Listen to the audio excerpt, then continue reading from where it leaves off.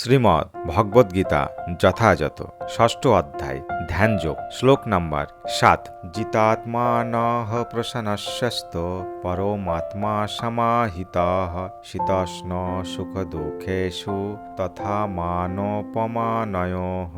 শব্দার্থ: জিতাত্মানঃ জিতেন্দ্রিয়, প্রশান্তস্য প্রশান্ত ব্যক্তির, পরমাত্মা সমাহিত সমাধিস্থ, শীত উষ্ণ তাপ, সুখ দুঃখেষু দুঃখ, তথা ও মান সম্মান, অপমানয় অপমান।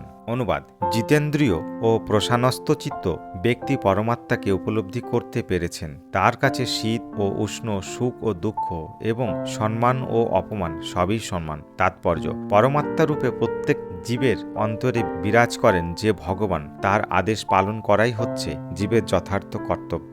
বহিরাঙ্গ মায়া শক্তির প্রভাবে মন যখন বিপথে চালিত হয়, তখন জীব জড়জগতের বন্ধনে আবদ্ধ হয়ে পড়ে। তাই কোনো একটি যোগ অভ্যাস করার মাধ্যমে মন যখন সংযত হয়, তখন বুঝতে হবে যে তিনি তার গন্তব্যস্থলে উপনীত হয়েছেন।